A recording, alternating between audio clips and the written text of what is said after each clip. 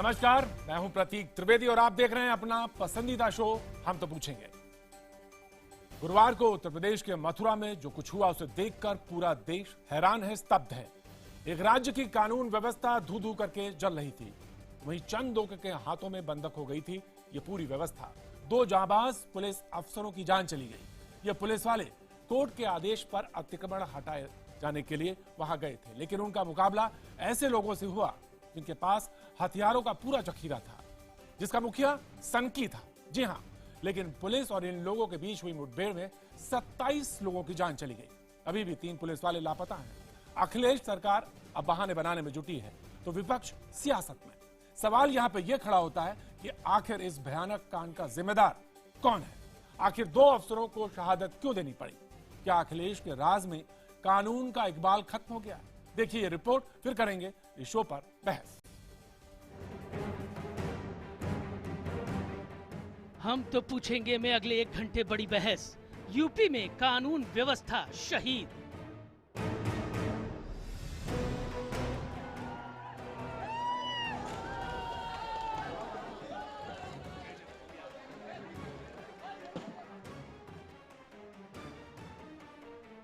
मुझे मेरा बेटा चाहिए, अब लाके दे नहीं साहब, मेरा बेटा।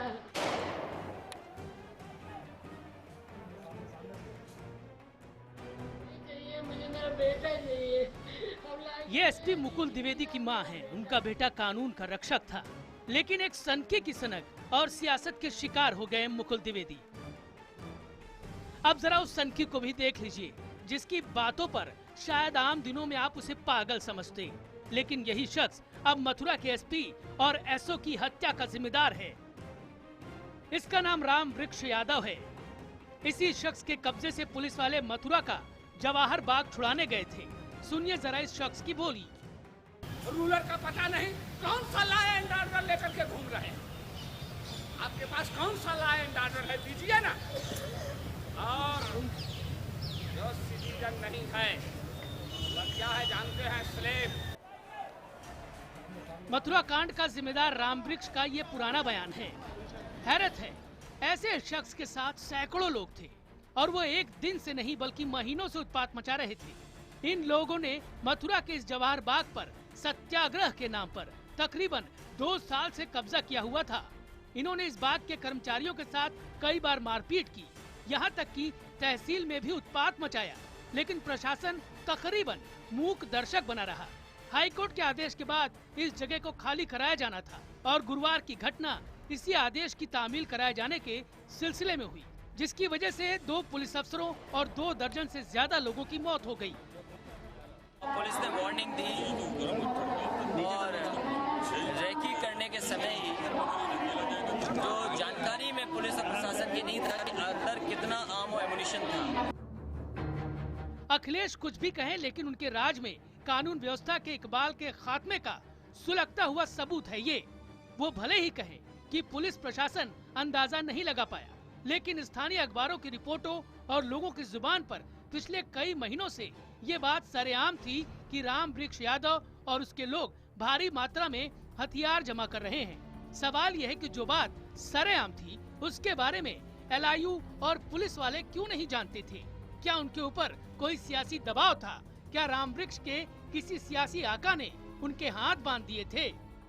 मथुरा की जो घटना है और वरिष्ठ पुलिस अधिकारी मारे जाना, ये बहुत बड़ा एक चूक हुआ है और राज्य सरकार को देखना चाहिए। पूरी तरह से गठजोड़ है समाजवादी पार्टी की, सरकार का और भूमाफिया का, और इस गठजोड़ का पर्दाफाश हो और जो अधिकारी शहीद हुए हैं उनकी जो शहादत है वो बेकार ना जाए, इसलिए इसकी पूरी जांच हो, CBI की जांच हो। उत्तर प्रदेश के मुख्यमंत्री निरीह बनकर बैठे हुए हैं अखिलेश यादव, उनसे सरकार चल नहीं रही है, इसलिए वो तो या तो त्याग पत्र दें और नहीं देते हैं तो मैं समझता हूँ महामहिम गवर्नर साहब से रिपोर्ट मंगा कर केंद्र की सरकार को उन्हें बर्खास्त करना चाहिए। इस राम वृक्ष यादव नाम के व्यक्ति को उन्होंने संरक्षण दिया है। जब उसका साक्ष्य सामने आ जाएगा तो वो बातें आपके सामने रखेंगे। ये सवाल अभी भी कायम है कि आखिर मथुरा कांड का जिम्मेदार कौन है? आखिर पुलिस से इतनी बड़ी चूक कैसे हुई? आखिर राम वृक्ष नाम का एक सनकी और उसके समर्थक कानून से बेखौफ कैसे हो गए। हम तो पूछेंगे, क्या मथुरा कांड अखिलेश राज में कानून के खौफ के खात्मे का सबूत है? एक बार फिर सुनिए, आज का बड़ा सवाल जो हम अपने प्रोग्राम में पूछ रहे हैं वो ये कि क्या मथुरा कांड अखिलेश राज में कानून के खौफ के खात्मे का सबूत है? अगर आपका जवाब हां है तो हमें भेजें वाई लिखकर, और अपना जवाब हमें आप दे सकते हैं STP स्पेस वाई लिखकर, और अगर आपका जवाब नहीं है तो STP स्पेस N लिखकर आप हमें 51818 पर भेज सकते हैं। ट्विटर पर भी आप अपनी राय हमको दे सकते हैं #STP पर मथुरा का गुनाहगार कौन के जरिए दे सकते हैं, और आप IBN खबर के फेसबुक पेज पर, ट्विटर पेज पर भी शेयर कर सकते हैं। आपकी राय को हम अपने शो में शरीक करेंगे। इस बड़े मुद्दे पर चर्चा के लिए हमारे साथ जो लोग मेहमान जुड़ रहे हैं उनका हम आपसे तारुफ करा दें। सबसे पहले बीजेपी के प्रवक्ता संबित पात्रा बात रखेंगे। बीजेपी के प्रवक्ता के तौर पर वो हमारे साथ जुड़ रहे हैं। साथ ही हमारे साथ समाजवादी पार्टी के नेता राजकुमार भाटी, जो तमाम सवाल उनके ऊपर हैं, वो हमारे साथ यहां पर जुड़ रहे हैं स्टूडियो से। कांग्रेस के प्रवक्ता के तौर पर हमारे साथ राजीव त्यागी जुड़ रहे हैं। मथुरा के अग्रसेन चौक से जुड़ रहे हैं हमारे संवाददाता अमित पांडे, और लखनऊ से जुड़ रहे हैं हमारे संवाददाता शलभ मणि त्रिपाठी।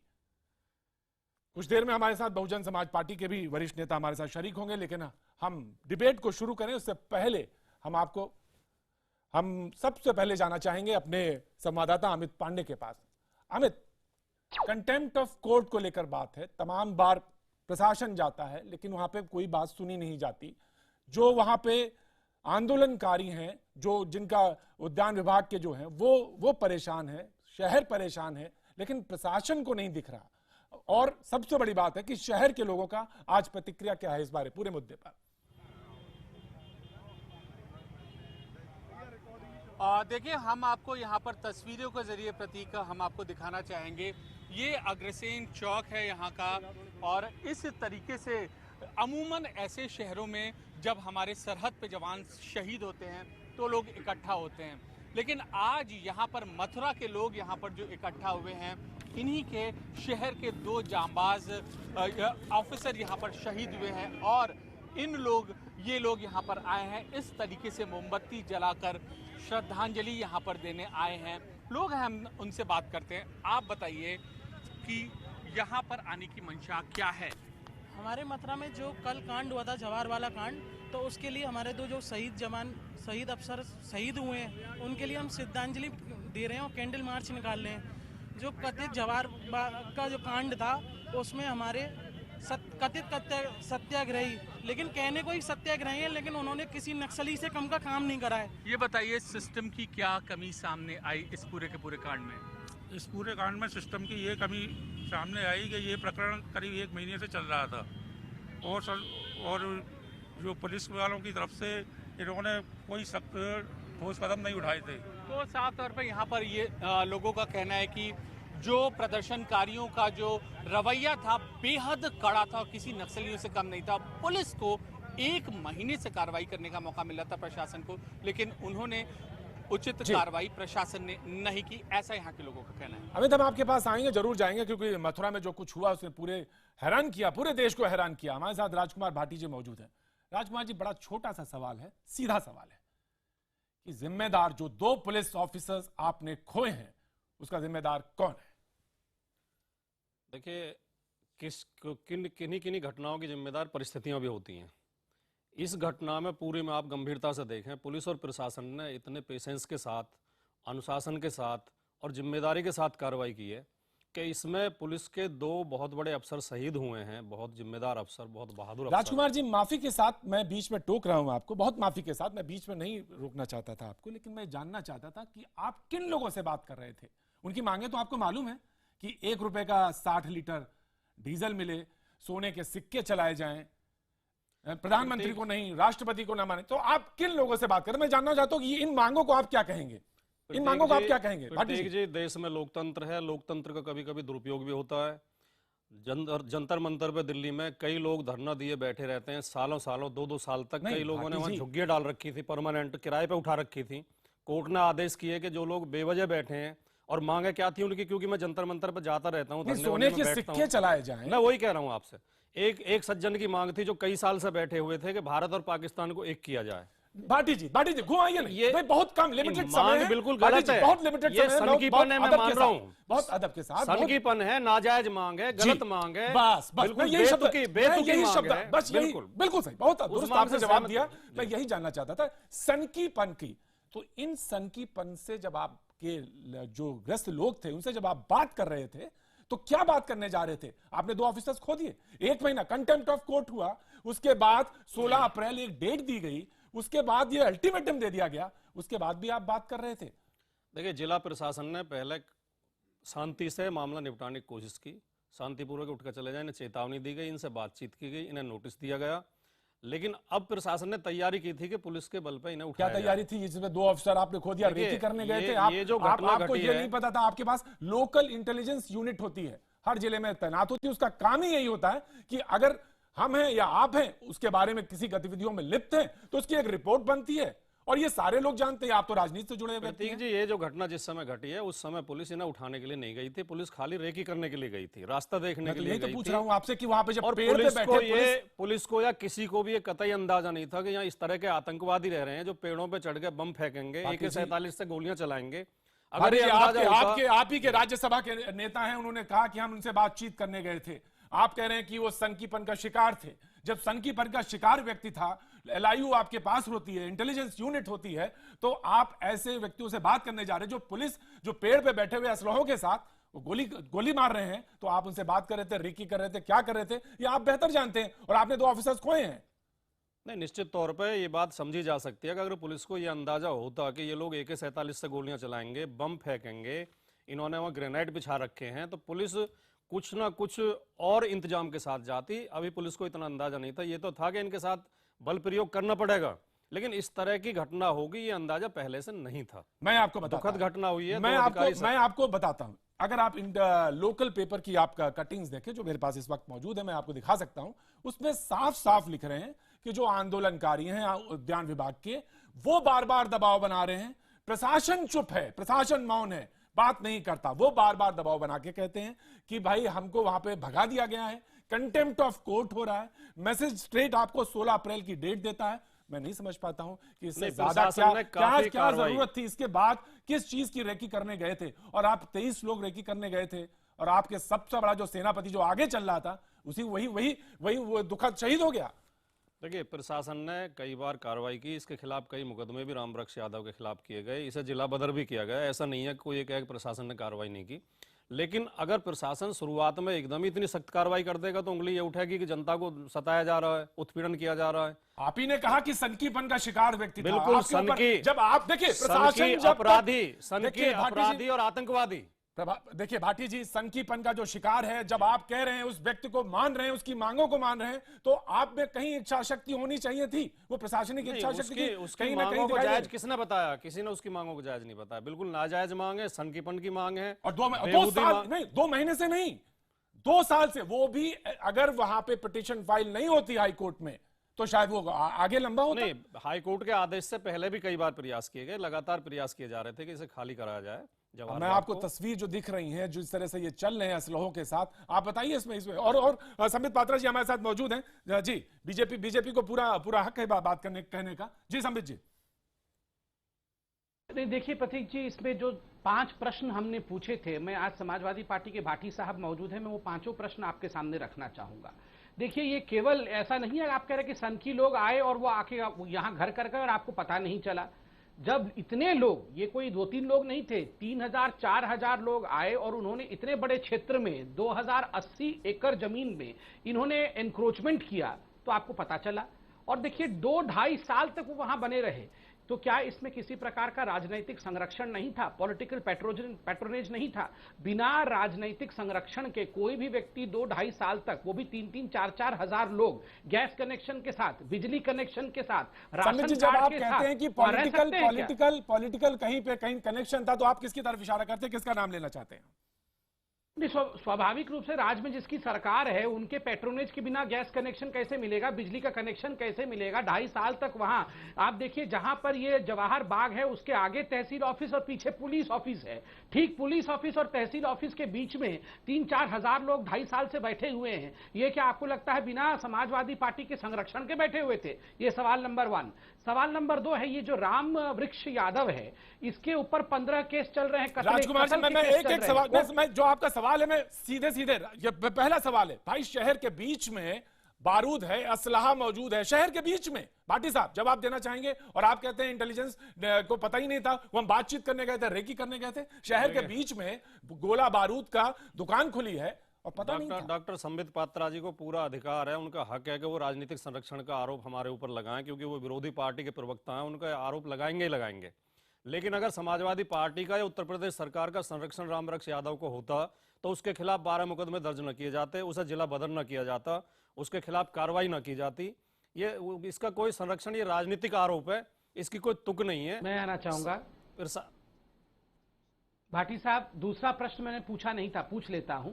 जहां तक रामवृक्ष यादव का सवाल है, 15 केसेस होने के बावजूद भी वो खुला घूम रहा था, वो लोगों को खुलेआम धमकाता था, उसके बावजूद भी उस पर कोई कार्रवाई नहीं होती थी। क्या ये सच्चाई नहीं है कि रामवृक्ष यादव को आप ही के सरकार ने लोकतांत्रिक सेनानी पेंशन दिया हुआ था, वो अब तक पेंशन पा रहा है, लोकतांत्रिक सेनानी? आप उसको संकी कह रहे हैं, नक्सलवाद, आतंकवाद सब कुछ कह रहे हैं, जो कि हकीकत है, मगर आपने उसको लोकतांत्रिक सेनानी क्यों बना रखा था? क्या आपको पता नहीं था कि वो इस प्रकार का व्यक्ति है, इस प्रकार का गिरोह चला रहा है? ये पेंशन इस दौरान में नहीं दी गई थी डॉक्टर साहब, ये पेंशन पहले से वो उसके पात्र रहे होंगे, उसके पूरी प्रक्रिया है। ये समाजवादी पार्टी की योजना है, लोकतांत्रिक सेनानी जी हाँ, जो व्यक्ति अब तमाम अखबारों ने आपातकाल के दौरान जेल गए थे, हकीकत अब सामने आ चुका है। डॉक्टर साहब, आपकी पार्टी के भी बहुत लोगों को मिलती है लोकतांत्रिक पेंशन, आपकी पार्टी के लोगों को भी मिलती है। जो लोग आपातकाल के दौरान जेल गए थे, ये भी जेल गए होंगे, उसके पात्र होंगे। ये रामवृक्ष यादव बिल्कुल दूसरा प्रश्न है। समय जेल गया था, समाजवादी पार्टी ने कोई अलग से इनके ऊपर कृपा नहीं की थी। ये हीरो है आपका? हमारा हीरो नहीं है, मान रहे हैं आज? हमारा हीरो नहीं है। क्यों दिया? आपकी पार्टी के भी बहुत लोगों को मिलती है लोक सेनानी पेंशन। तो बहुतों को मिलती होगी, उन्होंने कुछ काम किया होगा। मतलब आप कह रहे हैं कि जैसे दूसरों को मिलती है अच्छे काम के लिए, हमने रामवृक्ष यादव को भी लोकतांत्रिक सेनानी पेंशन अच्छे काम के लिए दिया? डॉक्टर साहब, पहले लोकतंत्र के सेनानी ये रहे होंगे, बाद में बिगड़ गए, इनका दिमाग खराब हो गया, बाद में रास्ता भटक गए। इसका क्या अर्थ है? इस घटना से इसका क्या संबंध है? आप बेकार इतनी दूर की कौड़ी ला रहे हैं। संरक्षण, वो इसका अर्थ है संरक्षण। आपने इनको पाला। अच्छा, जिन लोगों को हम कनेक्शन दिया, जिन लोगों को हम पेंशन दे रहे हैं, उनको हमारा संरक्षण है। आज हाथ से बाहर चला गया, पेंशन दिया, आज मामला हाथ से बाहर चला गया, तो अचानक आप इससे हाथ झाड़ रहे हैं। पहले तो आपने इसको संरक्षण दिया। आप तथ्यों को गलत तरीके से पेश कर रहे हैं। आप एक राष्ट्रीय चैनल पर बैठे हैं डॉक्टर साहब, भैया यार, कोई तथ्यों को ठीक से रखें। वो इतने 280 एकड़ जमीन में 4000 लोगों के ये पेंशन बहुत पहले से ही नहीं मिल रही थी। इस पेंशन से इस घटना का कोई संबंध नहीं है, या संरक्षण से कोई संबंध नहीं है। राजीव, ये 280 एकड़ जमीन पे कब्जा करके रहते थे कि नहीं, इसमें तथ्य कौन से मोड़ने वाली बात है? तीसरी बात में आपसे कब्जे को हटाने के प्रयास में घटना हुई है। सर सुनिए, खुद डीजीपी साहब ने कहा कि पेड़ के ऊपर बंदूक लेके पहले से ही बैठे हुए थे। मैं राजीव आ रहा हूं। कैसी लोकल यूनिट है आपकी इंटेलिजेंस की? बंदूक लेके अगर पेड़ के ऊपर पहले से ही लोग बैठे हुए थे, जी, और आपको पता था वहां बंदूक और असला है, रेकी करने पुलिस के कपड़ों में नहीं जाते हैं, रेकी करने सादे कपड़ों में जाते हैं। जी डॉक्टर साहब, ये सवाल पूछा है राजीव। मैं समित आपका सवाल लेता हूं। राजीव हमारे साथ मौजूद है। जी राजीव, बोलना चाह रहे, काफी देर से हाथ उठा रहे हैं। जी राजीव जी, आपकी। राजीव देखिए, कुल मिलाकर के निश्चित रूप से प्रतीक जी, इसमें इंटेलिजेंस का फेल्योर है, और स्थानीय स्तर पे प्रशासन द्वारा जिस तरह से अक्षमता से कार्य किया जा रहा था पिछले 2 साल से, वो एक बहुत बड़ा रीजन है। कांग्रेस पार्टी की सुबह ही मांग की हुई थी कि जितने भी डीएम और एसएसपी हैं उधर, दोनों डीएम एसएसपी दोनों को सस्पेंड किया जाए, और दूसरी मांग ये की थी कांग्रेस पार्टी ने कि इसकी जांच निश्चित रूप से हाई कोर्ट के रिटायर्ड जज से करानी चाहिए कि 2 साल तक ये ऐसा खेल क्यों चलता रहा। हमारे सीएलपी लीडर प्रदीप माथुर जी वहीं के रहने वाले हैं, मथुरा के। वो 2 साल से चीफ सेक्रेटरी से लेकर के सबसे मिलकर के अपनी बात रख रहे थे और कह रहे थे कि ये सब चीजें जो चल रही है मथुरा में, ये बिल्कुल भी ठीक नहीं है। लेकिन प्रशासन के कानों पर राजीव जी, मैं बिल्कुल सीधा सवाल कर, संबित ने जो सवाल उठाया मैं उसका बिल्कुल वही सवाल रखना चाहता हूं। ये सारे फैक्ट्स, सारे फिगर्स आ चुके हैं, सारे लोगों को तस्वीर साफ है। मैं ये जानना चाहता हूं कि कहीं ना, जो बात संबित कर रहे थे, पॉलिटिकल संरक्षण था। कोई व्यक्ति शहर के बीच में 2 साल से बैठा है, वहां पे बारूद है, वहां असलहा है, आप 2 जाबाज ऑफिसर गवा देते, कोई तो इसका रिस्पॉन्सिबिलिटी लेगा, कोई तो लायबल होगा। सीधा सवाल है। राजीव बोलिए। देखिए, ये एक गुरु है, उनके शिष्य थे, जय गुरुदेव के शिष्य थे। ये 3 शिष्य थे। तीनों शिष्यों में जय गुरुदेव जी के निधन होने के बाद संपत्ति के बंटवारे को लेकर के विवाद हुआ। उस विवाद में भी समाजवादी पार्टी के एक शीर्ष नेता ने उसमें योगदान दिया और योगदान देकर के उस विवाद को कहीं ना कहीं सेटल करने का कार्य किया। और उसी वजह से उनके निधन के बाद जिसको शेल्टर मिलता रहा समाजवादी पार्टी की तरफ से रामवृक्ष यादव को, और जिसकी वजह से वो सारी चीजें कर पाया। पहली बात। दूसरी बात मैं आपको कहना चाहूंगा जो बहुत ही महत्वपूर्ण है कि मथुरा से जो सांसद है वो हेमा मालिनी जी हैं। हेमा मालिनी जी सांसद हैं 2 साल से। क्या 2 साल से उन्हें नहीं पता था कि मथुरा के लोगों की क्या पीड़ाएं हैं? निर्मल खत्री जी जो हमारे प्रदेश के अध्यक्ष हैं, आज वो वहां पर गए हुए हैं इसी वक्त, और सीएलपी लीडर जो मैं कह चुका प्रदीप माथुर जी लगातार इस बात को उठा रहे थे। मैं पूछना चाहूंगा कि हेमा मालिनी जी ने इस बात को कहीं उठाया? क्या आज पार्टी को, भारतीय जनता पार्टी को, हेमा मालिनी जी को एडवाइजरी जारी नहीं करनी पड़ी कि वो मथुरा में जाकर के देखे, फिल्म की शूटिंग छोड़े? तो जिस तरह से भारतीय जनता पार्टी भी असहिष्णुता के दौर में है, लोगों की समस्याओं को लेकर के, किसानों की समस्याओं को लेकर के उत्तर प्रदेश के, रोजगार की समस्या को लेकर के उत्तर प्रदेश की राजीव आपके 2 सवाल हैं, कार्य कर रही है। ठीक वही काम समाजवादी पार्टी भी कर रही है। बिल्कुल राजीव, आपके 2 सवाल सीधे सवाल हैं। बिल्कुल संबित, आपका हाथ उठा, मैं चाहता हूं कि आप उस बात पर जवाब देंगे। लेकिन मैं समाजवादी पार्टी से पहला सवाल सीधा, जो राजीव ने कहा कि वरद हस्त प्राप्त था पॉलिटिकल पार्टी समाजवादी पार्टी से, इसको बंटवारा था गुरुदेव जो जय गुरुदेव संगठन है उसकी तरफ से। मैं जानना चाहता हूं भाटी साहब कि कैसे हुआ 2 साल से लगातार, कैसे संभव हो सकता है? ये केवल प्रतीक जी राजनीतिक आरोप है, मिथ्या आरोप है। इस आरोप में कोई दम नहीं है। उनके पास अगर कोई इस बारे में कोई सबूत है तो वो पेश करें राजीव जी। ये इस तरह के राजनीतिक आरोप केवल विरोध के लिए लगाए जाते हैं, इसका कोई आधार नहीं है। देना चाहूंगा। रही बात ऐसे लोगों के बैठने की, देश में बहुत ऐसी जगह हैं जहां पर ऐसे लोग बैठे हुए हैं। यहीं आपके नोएडा में ही कई जगह झुग्गियां पड़ी हुई हैं, उन्हें प्रशासन खाली नहीं करा पाता। दिल्ली में सैकड़ों जगह झुग्गी पड़ी हुई है, धरने के नाम पे भी लोग बैठे रहते हैं। जी राजीव जी, देना चाहूंगा। बिल्कुल जी राजीव। देखिए भाटी जी, मैं आपको सबूत देता हूं। माया को माया मिले कर लंबे हाथ।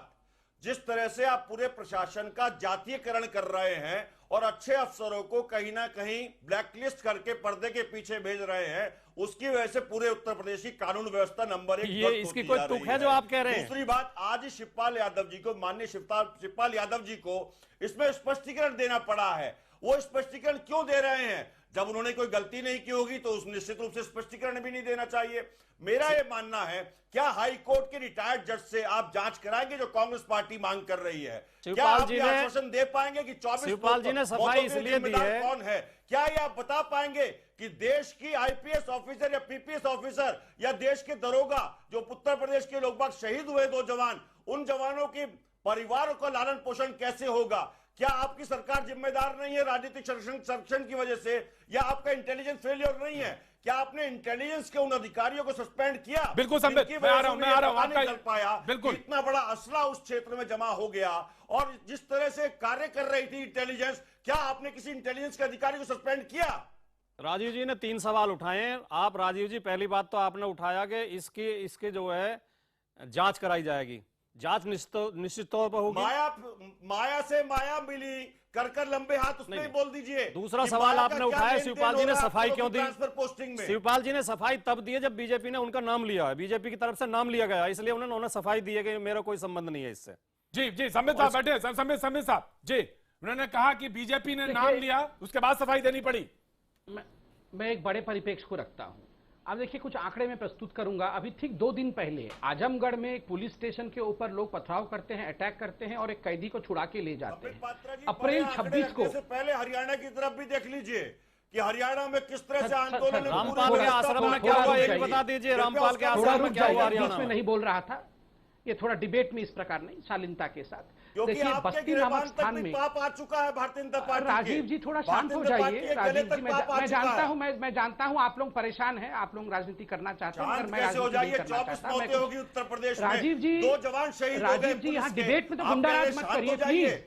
राजीव जी डिबेट में गुंडाराज मत करिए। देखिए थोड़ा सा थोड़ी शालीनता सीखिए भारतीय जनता पार्टी से। राजीव मौका देते संबित साहब को जवाब देने का। मैं आपसे आग्रह करूंगा कि कृपया करके गुंडाराज जंगलराज मत करिए डिबेट में। डिबेट में थोड़ा शालीनता रखिए, प्रधानमंत्री महोदय थोड़ा शालीनता चले रखिए। गए हैं, देश की जनता ढलान पे है, प्रधानमंत्री उड़ान पे है। ये राजीव जी क्या हो गया है इनको? राजीव जी जवाब सुन लेते।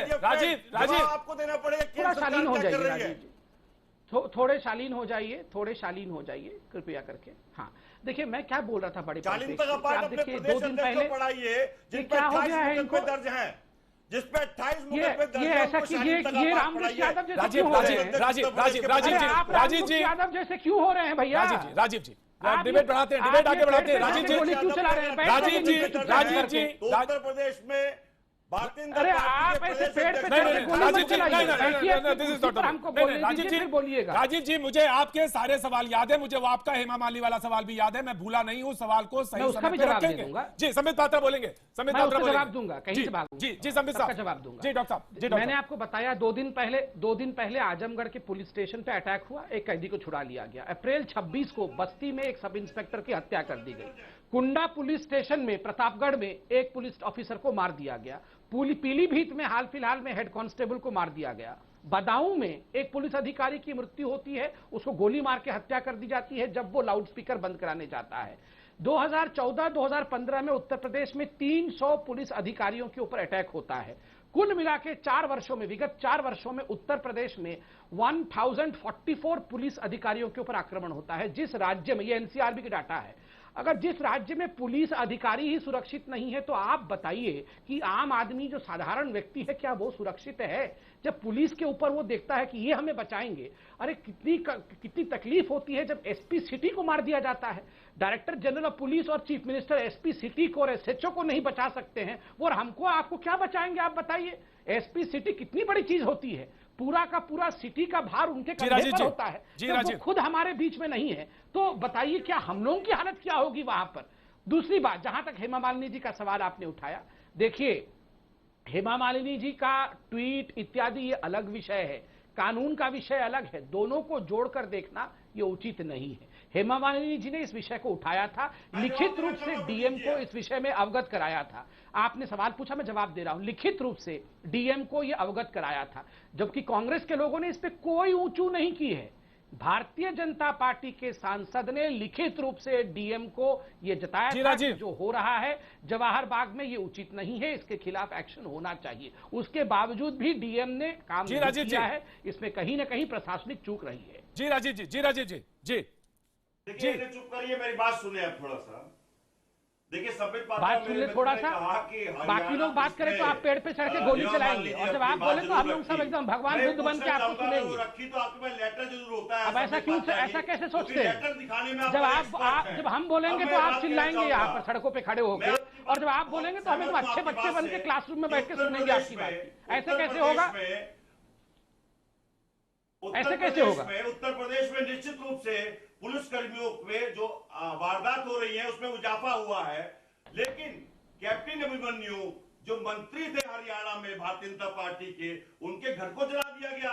ये अब मैं 62 युद्ध में चला जाऊं क्या? क्या डिस्कशन होता है? राजीव उत्तर प्रदेश में बात हो रही है। राजीव जी,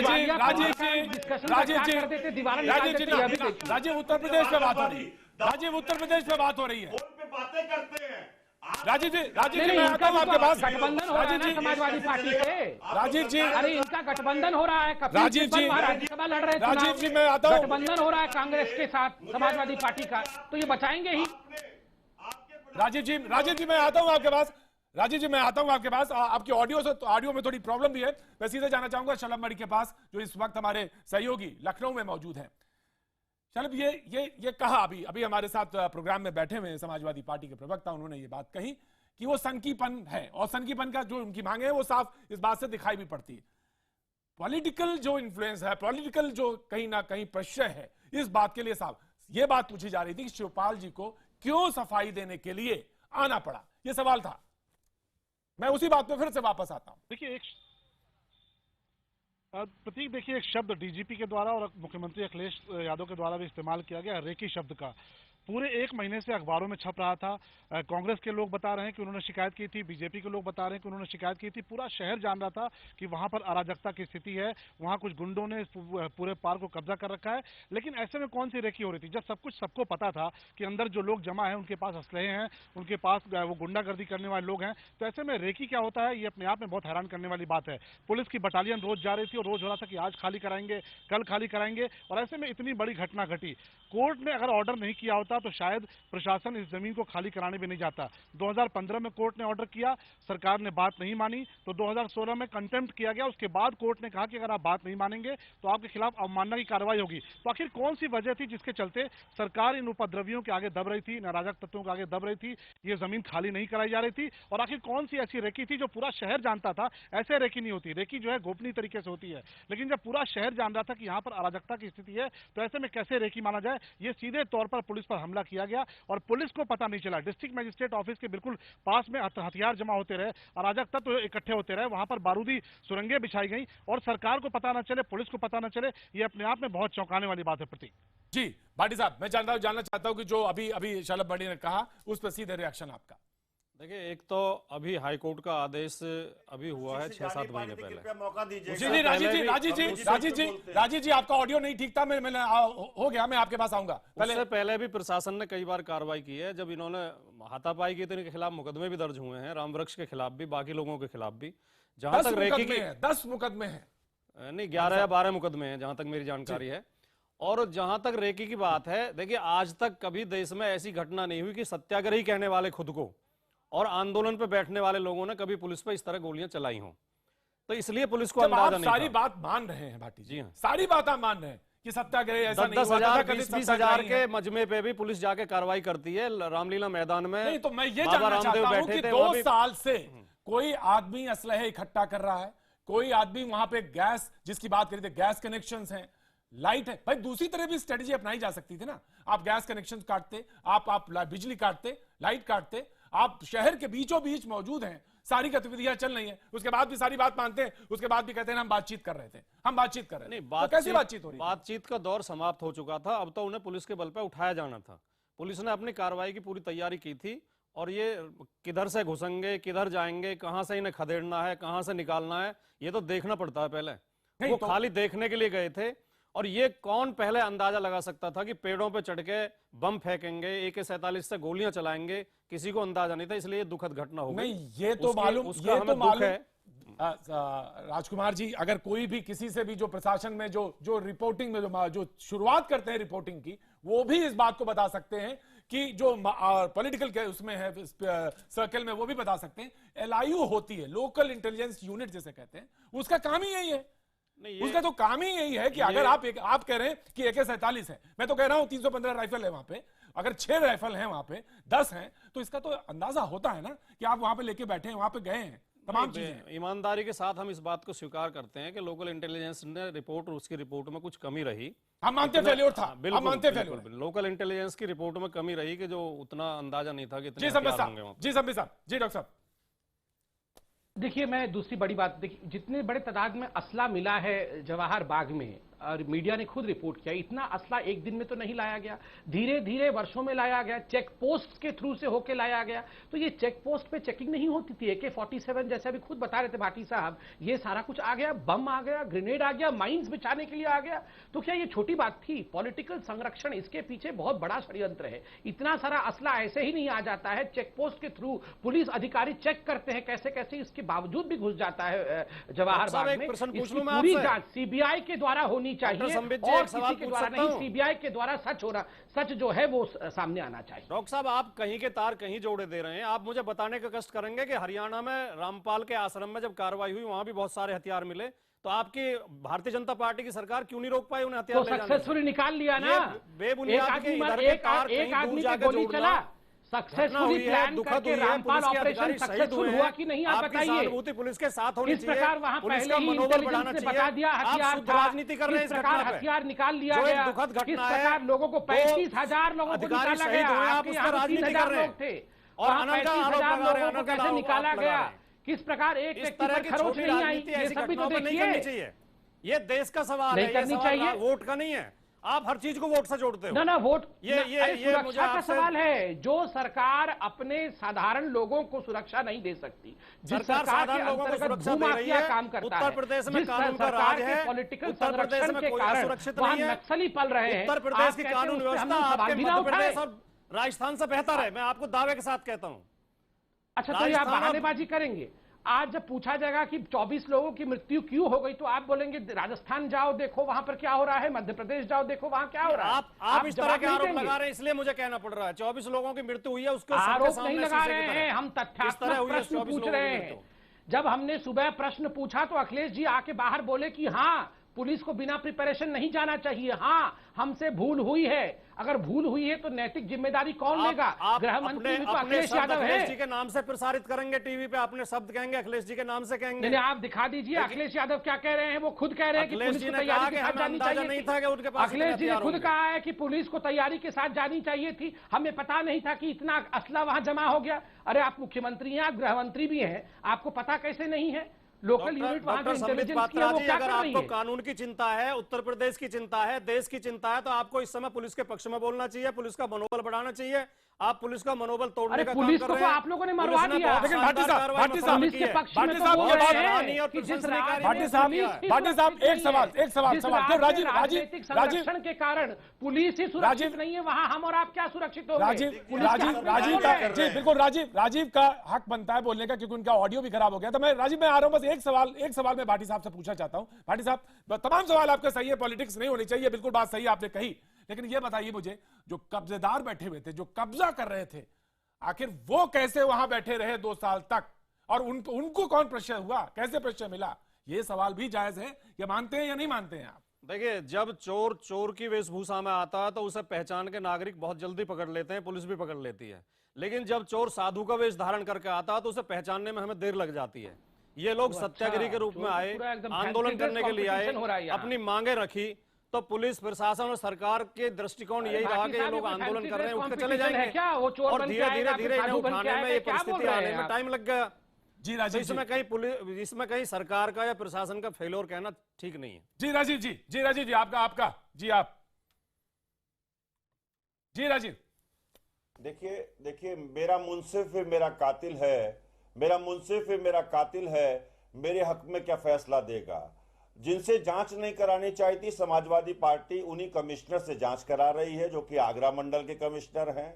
मेरा प्रश्न ये है, बहुत स्पष्ट प्रश्न है, क्या समाजवादी पार्टी की सरकार हाई कोर्ट के रिटायर्ड जज महोदय से कोई जांच कराएगी, जिससे दूध का दूध पानी का पानी हो पाए? क्या समाजवादी पार्टी की सरकार इंटेलिजेंस फेलियर की वजह से LIU यूनिट का जो भी यहाँ पे इंचार्ज है उसके विरुद्ध कोई कार्रवाई करेगी? ये समाजवादी पार्टी को बताना पड़ेगा। ये समाजवादी पार्टी को बताना पड़ेगा कि जब कोई आम व्यक्ति की हत्या होती है उसमें वो 20 लाख 40 लाख रुपए मुआवजा देने का काम करती है। आज पुलिस के 2 जवान शहीद हुए हैं, उनकी शहादत पे क्या 20 लाख रुपए का मुआवजा या 20 लाख रुपए की सहायता राशि बहुत होगी? क्या पुलिस का मनोबल नहीं टूटता है जब समाजवादी पार्टी के गुंडों को पुलिस से छुड़वाया जाता है? और जिस तरह से समाजवादी पार्टी राजीव जी जब आप कहते हैं कि समाजवादी, बहुत स्पष्ट कहा, राजीव जी लंबे हाथ, राजीव जी बहुत भाषणबाजी नहीं, राजीव जी कोई भाषणबाजी नहीं, सीधे सीधे शब्द, कोई अल्फाज वो नहीं, लफ्जाजी नहीं, सीधे सीधे जब आप कहते हैं समाजवादी गुंडे, तो आप क्या कहना चाहते हैं वो स्पष्ट रूप से?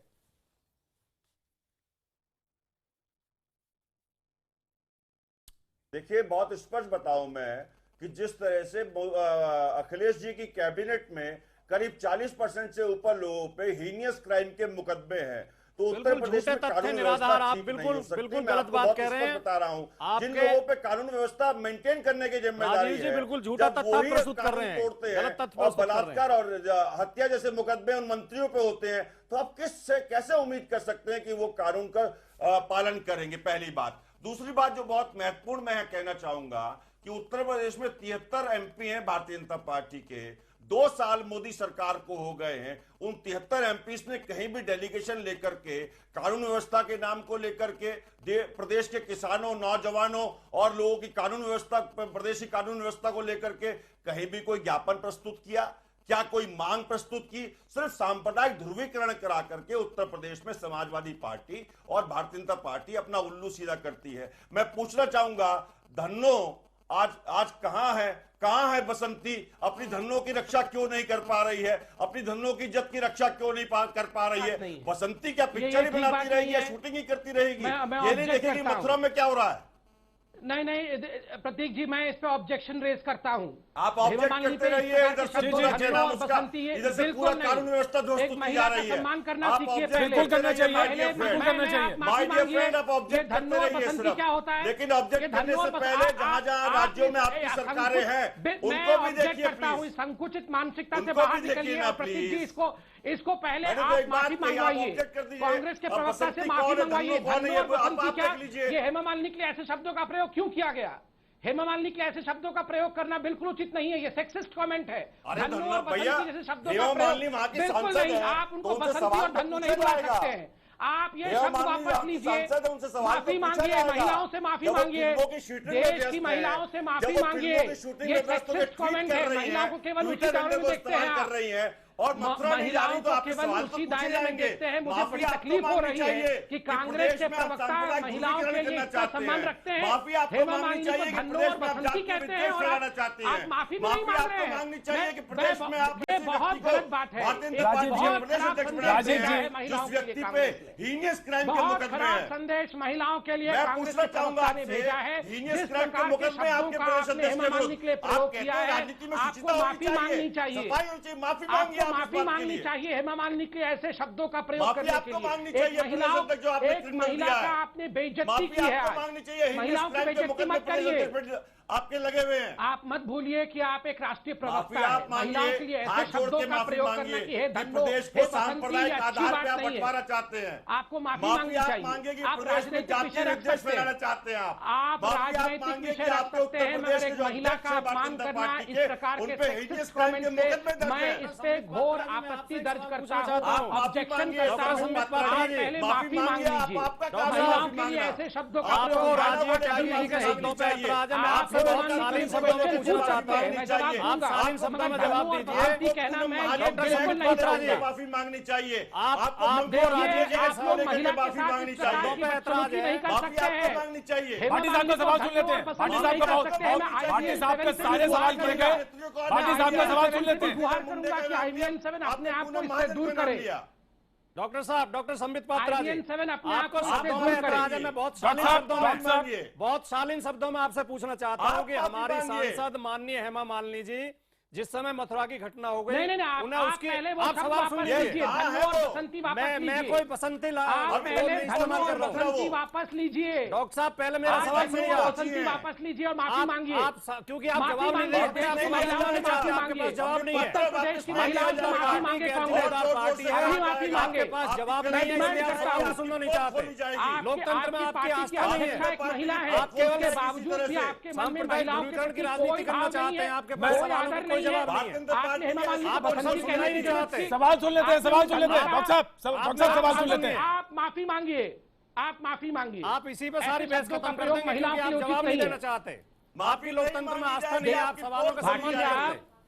समाजवादी पार्टी और कांग्रेस की गुंडाराज को देखिए। आप संबित पात्रा जी, नेशनल टेलीविजन पे एक महिला के लिए ऐसे शब्दों का प्रयोग करते हैं और माफी भी नहीं मांगना चाहते, मुस्कुरा रहे हैं। जाकर के व्यक्तिगत टिप्पणी मत करिए।